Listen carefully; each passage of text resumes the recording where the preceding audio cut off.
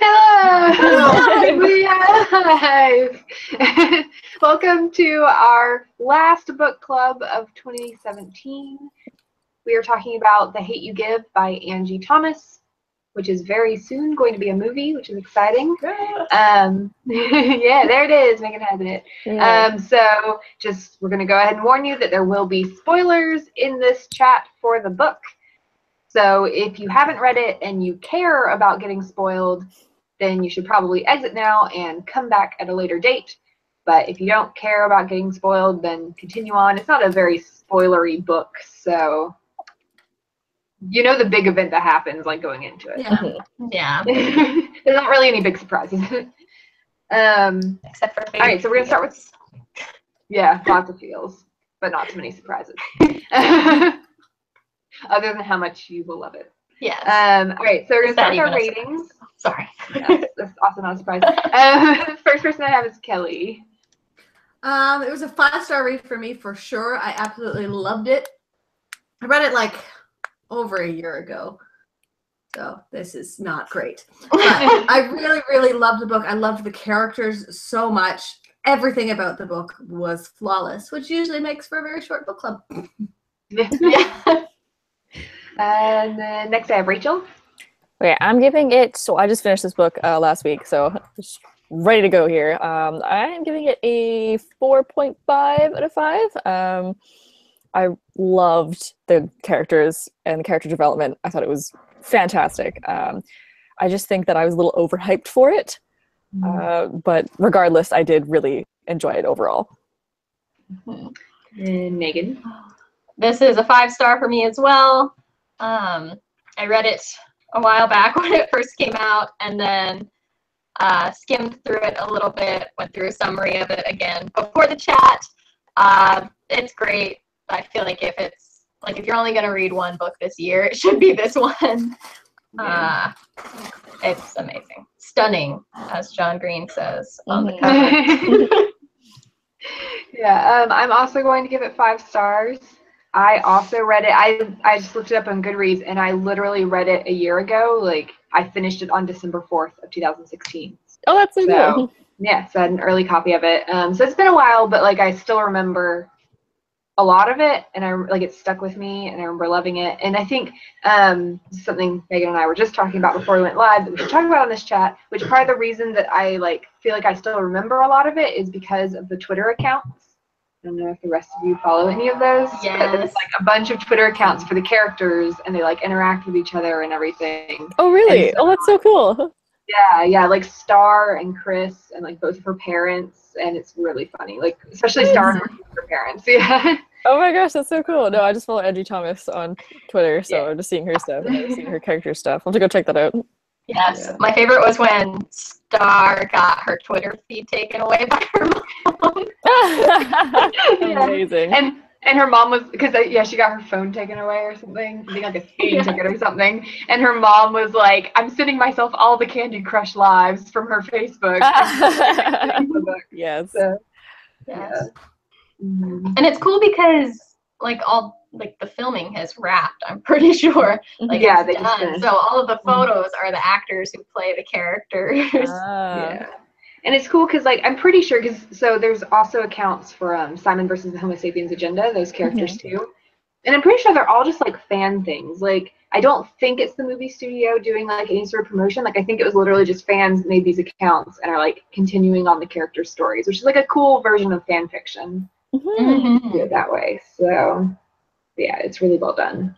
So I this is a modern contemporary book that actually feels modern and contemporary, because you have people, you have the characters on Twitter, or even even when you're reading it, the mom's obsessed with Candy Crush, and having your phone taken away, and that kind of thing. Social media plays a large part in it, because sometimes you read contemporary novels and no one ever has a phone, or if they do, they never play with it, and it's not there's no TVs, or they're saying, oh golly gee, I sure do indeed love this thing, and you're okay, really? But there's so much slang and current affairs and technology and stuff in it, so I liked it because it was very, very real.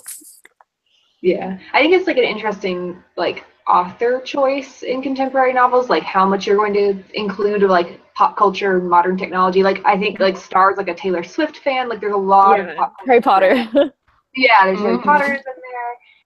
And so, and like Tumblr and all of that. Yes, and like some authors don't do it because they don't want the book to seem dated in like 5 years. Fair. Yeah. But I think especially for a book like this that deals with a lot of like current contemporary issues, it really helps the book that it really does feel like it's happening right now. Yeah, it wasn't like, oh, I pull out my iPhone 7 and, click open this app. It was just like, I pull up my phone and like, swipe to open the screen, and then you're like, oh, okay. Or it mentions Tumblr, and Tumblr's been around forever, so like, it works. It works. Yeah. It is funny like how much like a few years can make a difference, because like I was just reading Simon versus Homo Sapiens Agenda, and they mentioned their iPods a lot, and that's only like a couple years old, but I was like, no one uses an iPod now because we all have iPhones. Yeah, it's true. But it is funny how it kind of like sets a book in a certain time, which I don't think is a bad thing. Like, yeah, I agree. Mm-hmm. So, does anybody have a favorite character? Maverick. I love Star's dad. Yeah, he's pretty cool. Yeah. Both of her parents were so great. Mm-hmm. Yeah, the whole family, like their interactions are so good. Mm-hmm.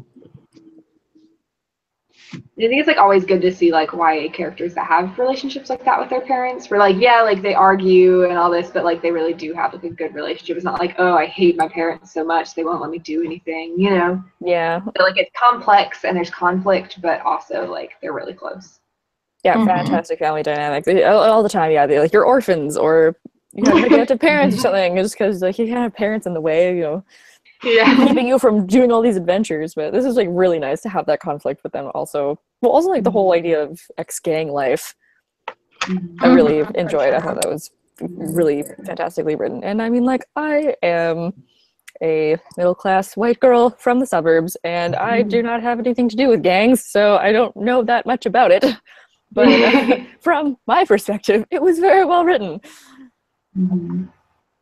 Yeah, I think one of the interesting thing in the book is like, I forgot to phrase this, like it really like it's mostly about police brutality, but it also tackles so many other things that all are like all these issues that are tied into each other, and like looking at different perspectives and contrast between things. So like it's looking at like police brutality against the Black community, but it also looks at violence within the Black community. Like it looks at a lot of different things at once.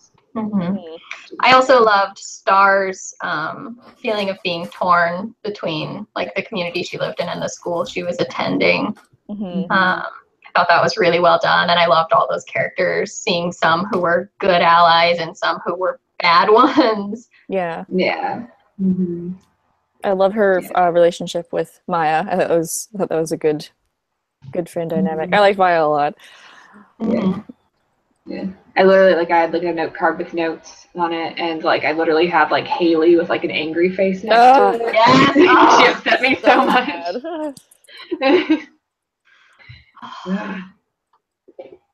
Haley. Well, actually, it's kind of, I like that she pointed out casual racism, because it is something that I feel like where I live, that's more of a thing than blatant racism, because I live in Vancouver, which is a very open area, city, where you can kind of be whoever you are and whatever you are, and gender, sexuality, race, whatever, it's like everything's accepted. But like every once in a while you get, or at least friends of mine that are minorities are definitely get some casual racism. I've heard some stories, so it's nice to have that pointed out, because it's awful. But I didn't even like think about that when she was like, oh, it's fried chicken. I was just like, oh, she's talking about like Star just like liking to eat a lot, and I didn't think about that at all until she pointed it out, and then I was like, oh, like okay, like I get that. And See, I just made me living feel bad in because I was like, wow, I'm really Georgia, I ignorant. felt like it was the opposite. Like she said that, and I was like, no, don't say that.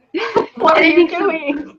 So much of it is about like her response, because it's the sort of thing that's like understandable, because she wasn't thinking about the fried chicken thing. She was thinking about like Star literally had just eaten a bunch of fried chicken that day. Like she wasn't thinking about it as a racist thing, but like the fact that she wouldn't apologize Yeah, that's like once it was pointed out. Like, that's where the problem comes in. It's like, Yeah. okay, you might have said something stupid that you didn't mean to say, but like, she gets so defensive about it afterwards. And it's basically when she does apologize, it's just like, I'm sorry you got offended kind of apology, which yeah, like, and I'm like, that's a non-apology.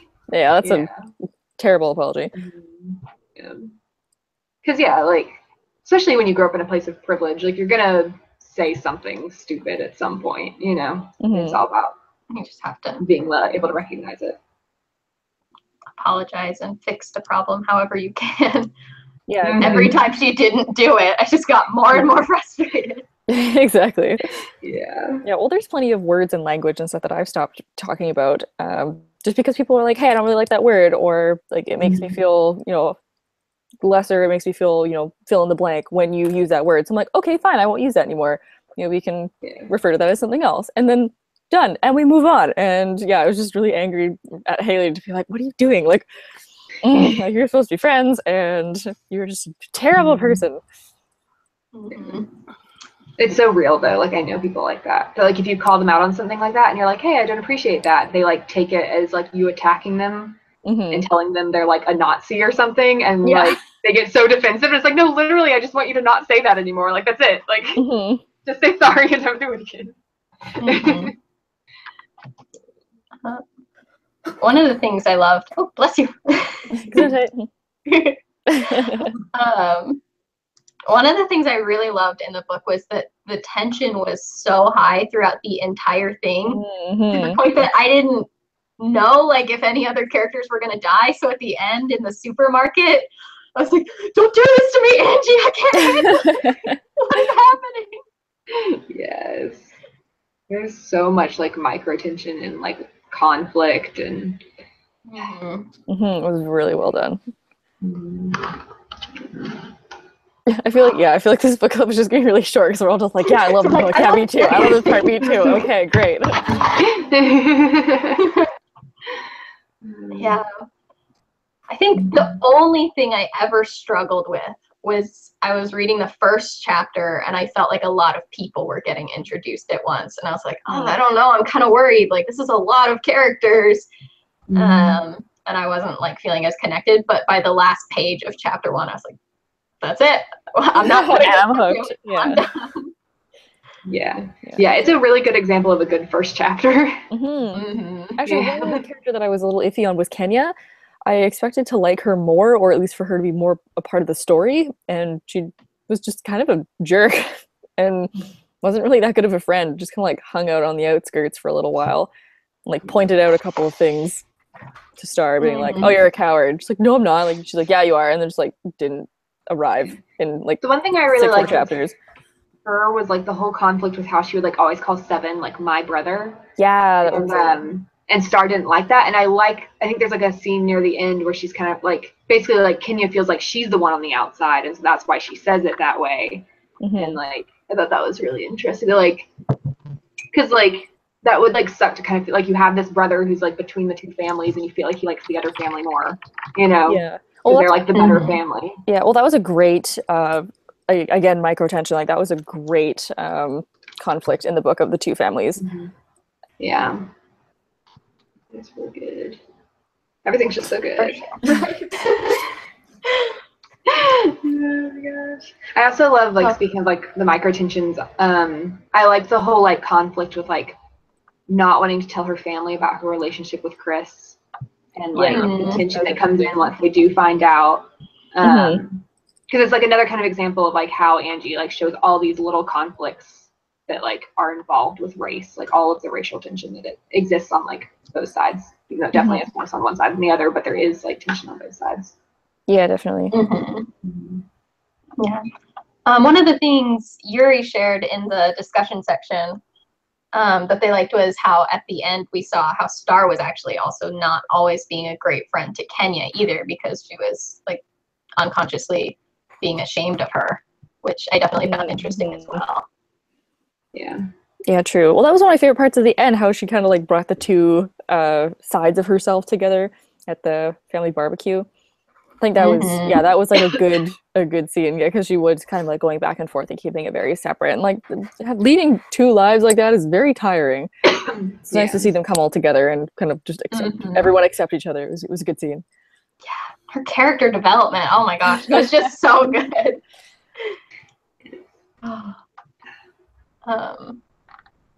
We've got people sharing in the discussion section their thoughts on the book. Thank you. We're so excited you're here. Do we have a summary for the next book Angie has coming out on the come up? Oh my god, I don't think she has a summary. I know it involves rap, but that's all I remember. Like the main character raps. Yeah. Cool. I remember Angie tweeting about writing raps for it, which I'm super excited for. Perfect. Angie Thomas returns to the world of Garden Heights in a story about an aspiring teen rapper and what happens when you get everything you thought you wanted. Oh, so it's going to be like the same setting. Yeah. I bet we're going to have some cameos. That's my favorite in contemporaries. Same. Same world. I love characters showing up in other books. I also love, speaking of Garden Heights in the setting, I like that she didn't set it in like a real city. Because some books are like I like a similar book I recently read, Dear Martin, and that one's set in Atlanta, which is cool to me because like I'm from Georgia, and so like being like, oh yeah, this is a setting that I know and like tension that I know. But I like that Garden Heights is like this fictional neighborhood in like any state in the South kind of thing. And she's talked about that before, about how like she kind of based it on her neighborhood in Mississippi, but like she wanted it to really be the sort of thing that could happen anywhere. So I thought that was cool. And it definitely, she succeeded in that. It felt like it could have been anywhere. But was still such a very tangible and real setting, despite not feeling tied to any one state or city that we know. Yeah. It was really cool. Isn't the school that Star goes to JFK Prep? Is that an actual school? Because I know that there must be at least one JFK. Several of them. Yeah, I feel like I've heard other fictional characters going to a JFK school. There's a lot of stuff. I mean, this is America. There's a lot of stuff. Yeah, right. I'm like, I feel like there's more than one of those. Yeah. We like to name schools after presidents. Apparently. At least it wasn't like a Confederate general that it was named after, because we got lots of those there too. are so many of those. Really? Oh yeah. So many schools. Like Robert E. Lee high schools and stuff. The Canadians over here like, cool, all right. American traditions. Some of them are getting renamed. It's just very slow going. I think one of them is getting switched to Obama, which was nice. Really? Cool. Interesting. Where I'm from, everything's just named from like where it is. So there's like North Surrey Secondary and like Kwantlen Park, and you're like, okay, that's near the Kwantlen Park area. Or like my old elementary school was named Dogwood because there's dogwood trees near it. If anyone's on the internet, please do not stalk me. I don't know if there's more than one of those. And with that, she sealed her general fate. area. Oh dear.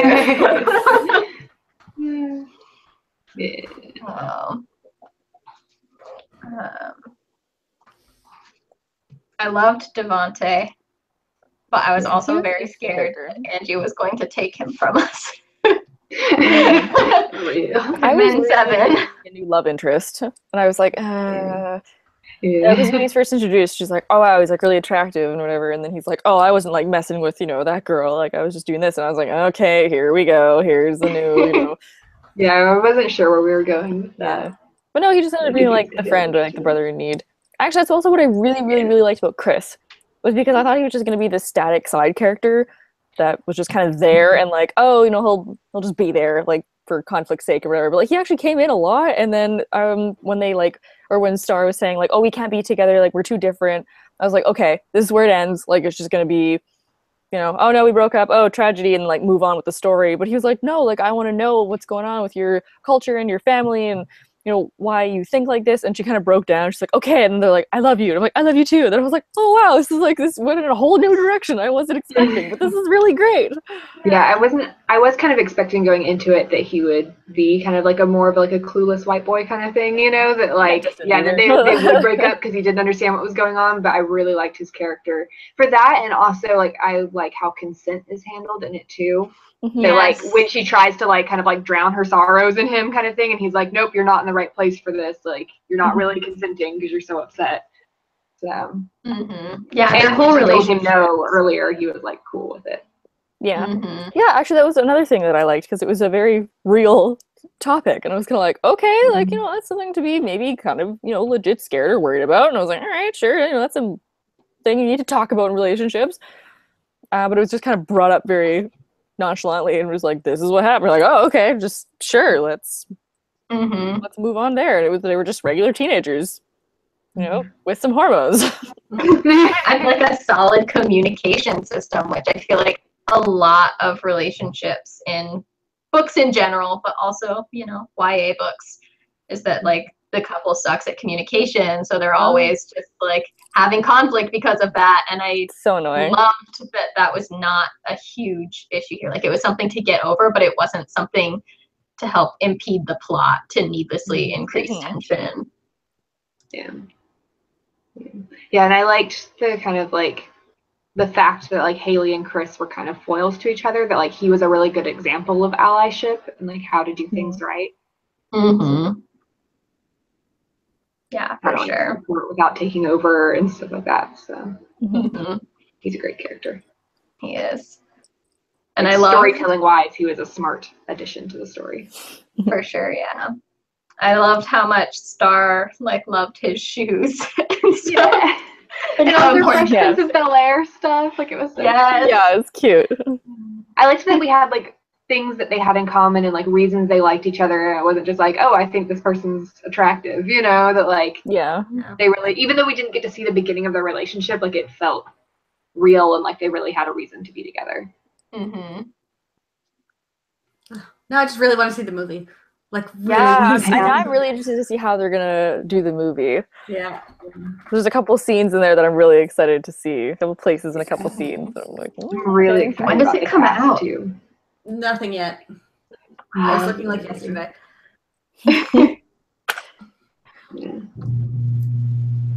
Yeah, well, I like who they cast as well. Yeah. I've only seen Star, Haley, and Maya, but I'm not sure about anybody else. King, they have an amazing cast. Yeah. Yeah. Okay. I have the internet. I'm gonna go look that up. Is it's Anthony Mackie, which is pretty cool that they got him. Oh, rad. So, yeah. And I feel like Common is playing Uncle Carlos. Yeah. Who else? My brain is like blanking. People. I know. I can't think of her. IMDb. All right. Let's see. Yeah.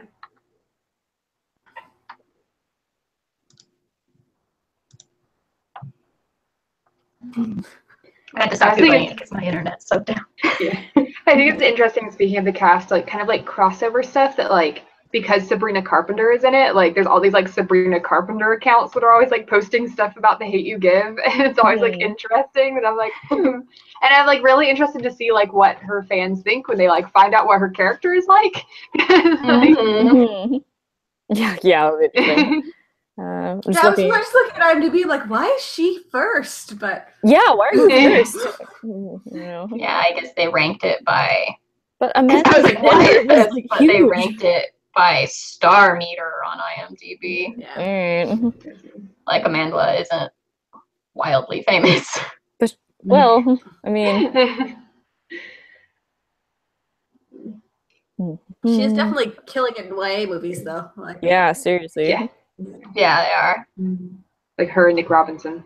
Yeah. Yeah. Oh my gosh, Nick Robinson's in everything now. But that's okay. I like them. Cool. I love them. Ooh, this looks like a great cast. Oh, it's gonna be good. It's gonna be good. I'm so excited.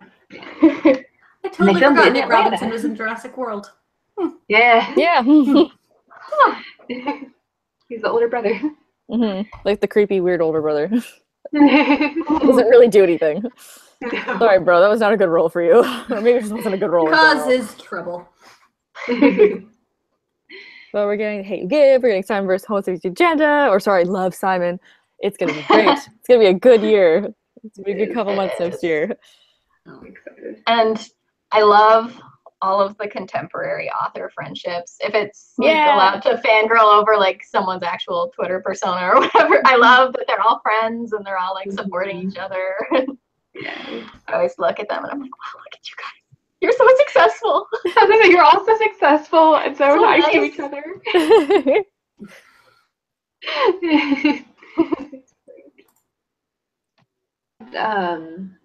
That like she chose to have Star's uncle be a cop. Like I thought that was a interesting like decision for like another like a different perspective, because I think like we talk a lot about like police brutality against minorities and specifically Black people in America, but like we don't talk so much about like the cops who are from minority populations. Like So that was like yeah, so it's interesting to see like the conflict with him, that like these were his like coworkers and like he's a cop too, but like also it's his family and his niece who's like practically his daughter and all of that.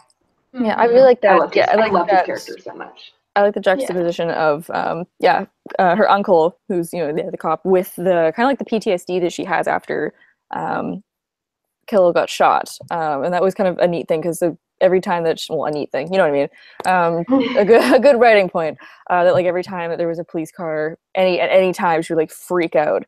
And then you get to see Uncle Carlos, who's like this super cool, like dad kind of guy, and he's really nice, he's really sweet and supportive. So it was nice to see her like, he's safe and he's a cop. So there must be other people that are still okay. Yeah, I also like the conflict. Okay. Oh, it's just I kind of wanted a little bit more with that cop though.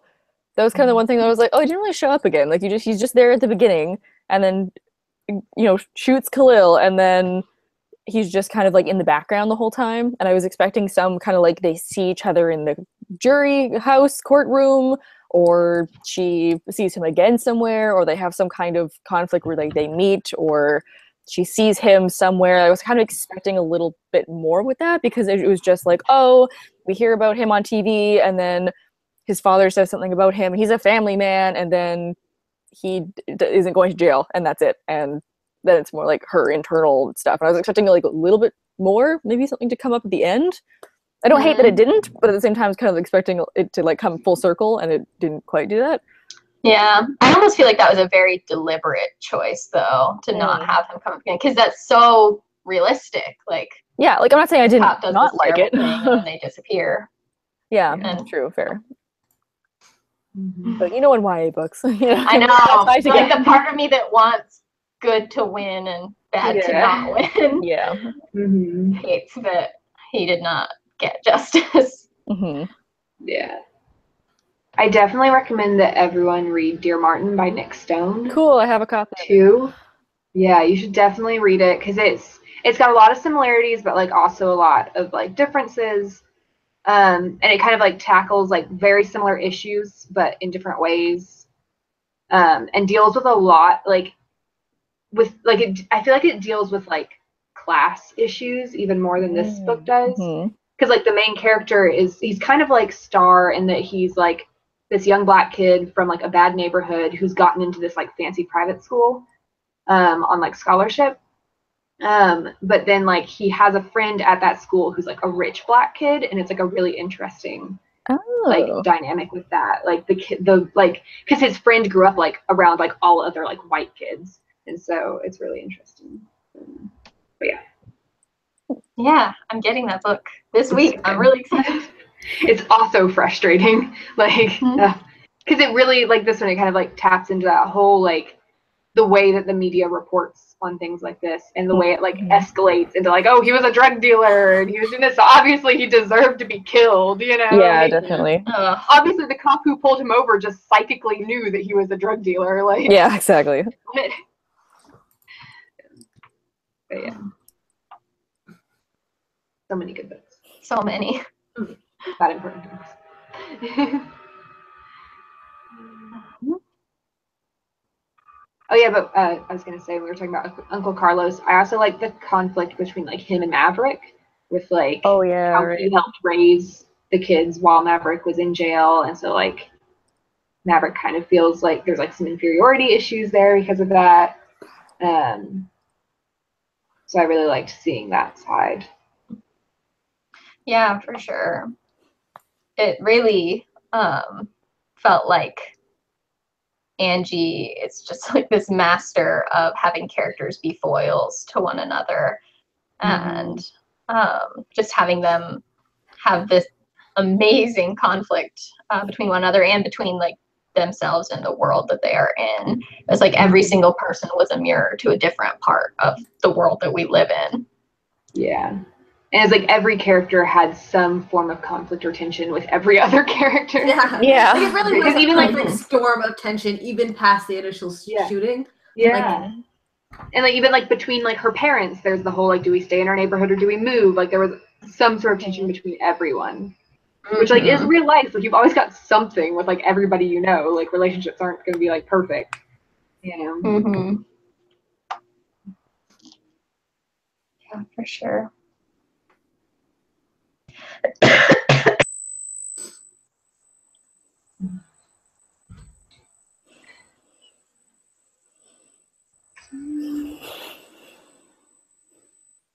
We've talked about everything on my note card. I'm just really tired. So I'm like trying to think. I'm like, what are like, excited? Yes, excitement book. Yes, you like this book. I am drinking tea out of my banned books mug today because Angie's book got banned. Oh yeah, In Texas. why? But but why? Yeah, they claim it's for the bad language. Oh please. But we all know I get that's it. not I what it is get 'cause it. it's Texas. Yeah. But apparently, and it wasn't even like, it didn't even go through like the process that books are supposed to go through in that district. Like it's supposed to go through like a whole review process, but like basically some parents complained and the superintendent just pulled it. Yeah. Instead of like sending it through the process, the superintendent was like, okay, and just like pulled it from the schools. Oh boy. And this is a whole other issue. Yeah. You're contributing to the problem of that this book is trying to talk about. Like, Well, there was even, I don't know if you guys saw, there was like a lady who like sent like an email to Angie or something, and basically was basically was saying that like the word hate in the title, that like Angie was like promoting hate and stuff. Like it was very weird. She's like, from the moment I read the title, my heart started to like race and I was just so I upset. saw that. That was weird. Oh yeah. Yeah. You're promoting hate and all this stuff. It's like, that's why I don't use the word hate in any of my books, because I don't want people to think that I believe in hatred. Oh my gosh. lady, like it's like you should read the book and know like where the title comes from. Like bless. Oh my gosh. I don't know, like people who just like are so oblivious about things, and like things where I'm like, did you not read it? Like, because someone like asked Angie, they were like, oh, did you like mean for the title to spell out thug? And it was like no, it's just how I spell you. It was someone who claimed they read it, and it was like, it's explained in the book why it's called that. So confused. People are the worst. Yeah. Yeah. People and their bad reading comprehension. I get so upset about it. We had a question from N. Griswold. What did you think about Star's recount of the talk her parents had with her at 12 about how to address a police officer? I know that's something that a lot of like Black families do, so it's like sad though that they have to, because like as a white kid, my parents never had that talk with me. Like, oh yeah, never. You know, it was like they told me, you know, if you ever get pulled over for like speeding, these are the things you give them, but that's like it, you know, like. Yeah, I always got the like make sure to be respectful and like don't mouth off at them, but that's kind of it. I didn't even get that. No, yeah, they never like sat me down and were like, all right, like if you get pulled over a cop, it's just kind of like, I don't even know how it came up in conversation, but or I think it was just like, oh, you know, like if they do it, just, you know, be honest, or any kind of like law enforcement, just like be honest and you know, like work with them. Just that's kind of it. Yeah.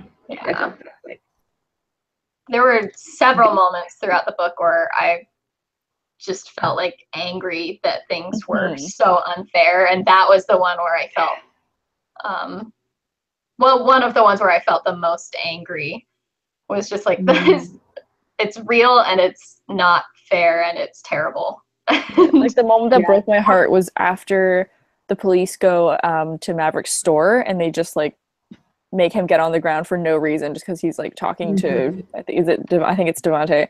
And then afterward and like Seven and Sakani are there and they see that, and then afterwards like Sakani's like really close to Maverick the whole time and he's like crying, and Star says like, oh, I guess they had to have the talk early with him. And I was like, oh my god, my heart is gone. Like it's just, that is just so awful and so horrific for a child to have to see that and then have that talk.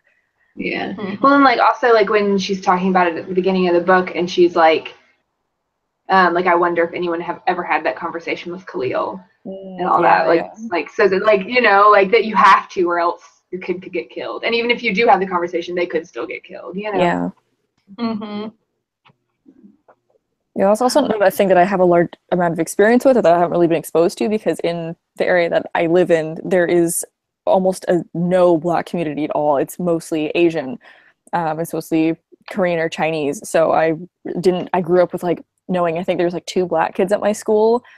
So there really wasn't a lot of exposure to that at all until I was probably like 18. I ended up living in South Africa for a little while, and that was a really big eye-opener for me with the racial divide. And again, that's a very different culture than in Black cultures in America or communities in Canada. And I mean, like, I have a lot of friends that live in Toronto, and they're like, oh yeah, there's like a much bigger Black community there. So I feel like if I had more Black friends, that I would have known a little bit more about this, but I'm going to say that I'm still on the ignorant side. And even you guys, like you, Megan and Emma, you guys live in a more in the south. We live in the south. In the south of the bigger Black community than I live with or I grew up with. And even now, my slightly more current boyfriend is half Black, and so he has a whole other thing to deal with, being biracial. Yeah, thank you. I was like, what's the word for it? I got you. Being biracial, thank you. Yeah, he has a whole other set of issues being biracial and also being Black and part of the Black community. So I've kind of been learning from him from the last little while.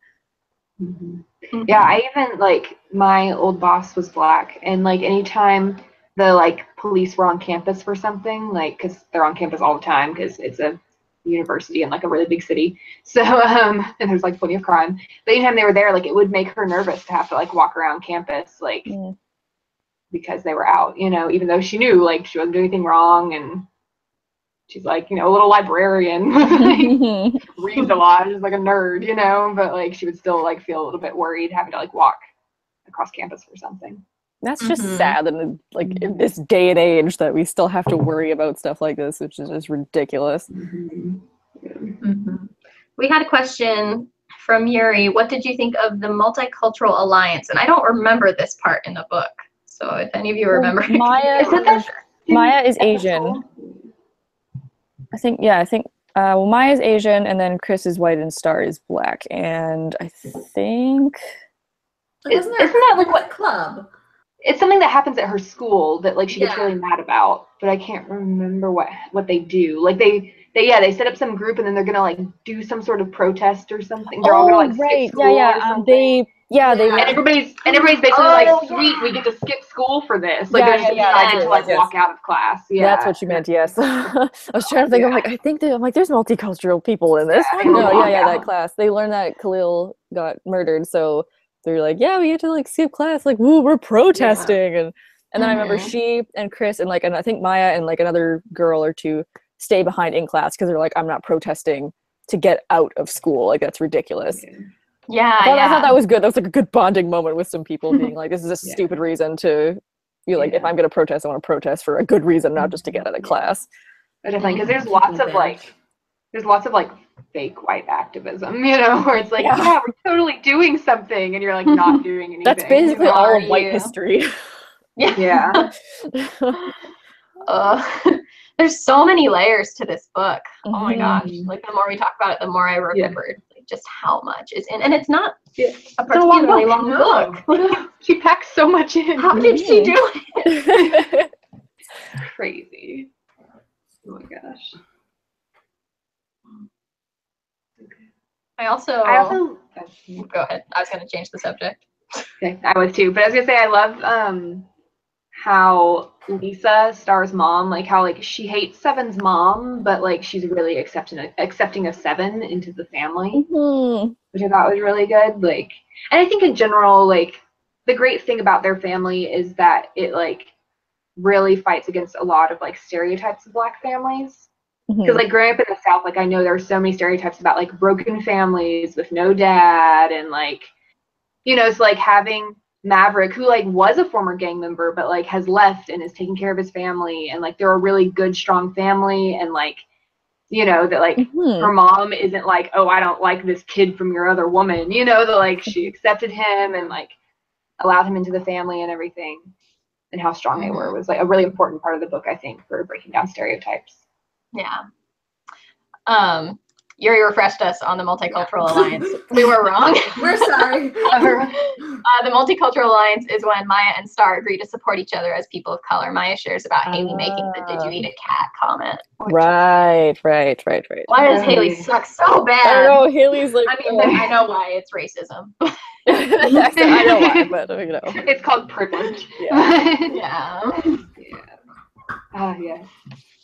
The walkout did happen, though. We aren't wrong about that. Yes, it did. That was something worth talking about. Yeah. But yeah. I forgot about the cat comment. Yeah. Ugh, Haley also didn't apologize for it. Rude. Yeah. But also how, like, you know, Star didn't pay attention to that, you know? Yeah, I like how she eventually cut her out. I was like, okay, good. Good. Yeah.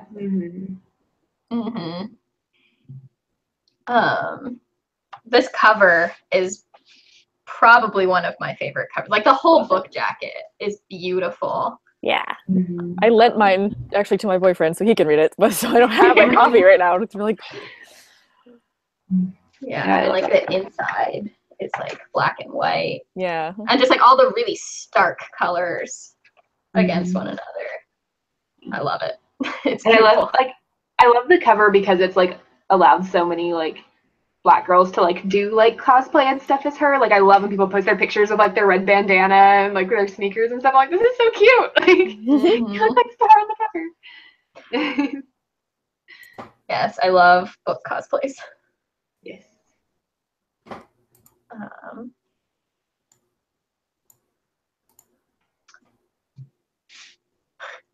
We've gone pretty long for a book club. Really well. Yeah, especially considering we all loved it. So. Yeah. Yeah, it's always more fun when there's more conflict, but yeah, today it was a good talk. Yeah, if this is your first time joining us for a book club, welcome. We're so happy you're here. They typically run about an hour. Sometimes they go shorter when it turns out we all love the book and have nothing to argue about. And we do them once a month, except for December. Like this month, we're going on hiatus, and it's usually the last Sunday of the month.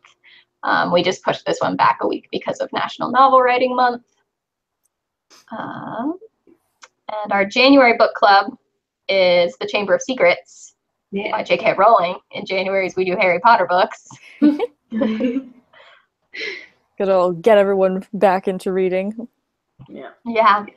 We've got a couple more questions. They're kind of in the same vein. So Check Sanity asked, was there anything new that you learned from the book? And Yuri also asked, what do you feel like you learned from Angie's writing? Has it influenced your writing at all?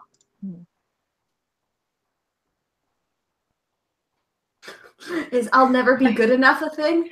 Yeah, I don't know if I'm ever going to be able to write microtension. I was like, microtension, but like, I don't know if I'm ever going to be able to write microtension like that. It's the amount of connection is insane. Yeah, like the nuance and... I just want to be able to write characters like she writes. Like, the dialogue and the dynamics between them. And...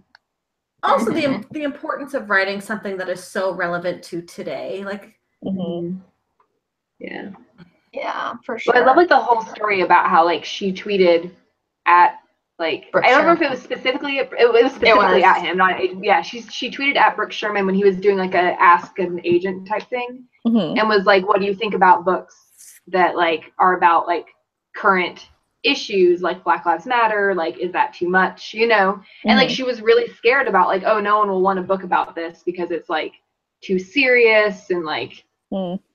You know, and like it's too controversial and stuff, and like, but no, it was totally what the market wanted and needed. Yeah. You know? Well, actually, I kind of I wanted to make a comment on this anyway because again, the other day I was working at the bookstore and I got a mom coming in being like, "Oh, I want a book for my son," and talking about stuff, and I mentioned a couple of books, and it was like, "Oh, so like this one's violent," or like, "Oh, so this one mentions like a gay boy," or like, "Oh, so this one's like talking about like there's like riots in this one," and she was very standoffish about it, and I was kind of like, yeah, it does. Like, you're not really gonna find a good book now that doesn't have some kind of controversial topic in it. Like, surprise, all these things exist. Yeah, they exist, and you need to be able to talk about them to create change. And like the whole, like, this is probably what your kid wants to read about. Like, just because you don't want to them to turn gay because they're reading a gay character, like you can't do that anymore. Like, that doesn't exist. And so if you want like a good book, there's gonna have to be something in it. And while they're difficult, hard topics to write and read about, like, this is what's happening, and you need kids to be able to read about stuff like this so that they can learn and they can make change. I think that's probably why this is so important, because I've never read a book that dealt with the subject matter in such a stark, like, in your face way, because it's like, kind of mentioned, or they like try and do like this fantasy race, is being discriminated against, But yeah, all the characters in this fantasy book are white. Yeah, exactly. And then it's like, elf race is being discriminated against. This is a metaphor for racism, but like you never actually get like a book about this kind of thing. I think that's why it's so important. That's why people are like freaking out about it, because we need to know these things, even if we just don't necessarily want to talk about it. And novels are a safe place to learn about things and to talk about things. For sure. And I don't know that this book particularly like taught me to do this, but I feel like reading books like this that hold up a mirror to our world, they definitely provide opportunities to check your own privilege, because I have a lot of privilege, and it's really important to know ways that I benefit from things, ways that I have benefited my whole life, and be able to look at those things and acknowledge them so that I know when to say I'm sorry and when to fix things, and when to learn from my mistakes, for sure.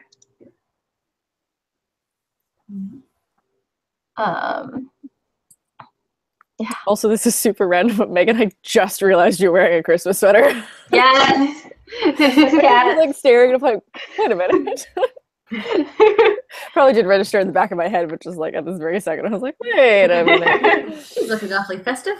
I know. Yes. I always bust this sweater out after Thanksgiving. Lovely. It is December 3rd, everybody. It is Christmas. It is time. I'm so excited. If, perhaps you need a Christmas gift for someone, The Hate You Give is a great book. Yes. Wonderful writing, great microtension, fantastic characters. Also work as a Hanukkah gift if you need some of those. Yes. Or you need like 8 of those, right? Yeah. So, I mean, there's one for you. Any other kind of winter holiday, or just like because you want to. Doesn't even need to be a holiday. It could just be for yourself, for just any day. It's for a you day. All right. Have any other questions? Nope. I think we're good. Thank you so much for all of the discussion going on. It is really awesome to have you guys here for book club. That is not a thing we've always had. Yeah. Definitely. Yeah. So thank you for joining us for this. We're so glad that so many of you came, like Megan said, and that you apparently love the book, it seems. So we will see you guys next Sunday. Did we definitively decide on our topic? Endings. We're talking about endings of books, how to end a book. So definitely join us for that. Bring your questions, and we will see you guys all this week with our regular videos. Bye. Bye. Bye.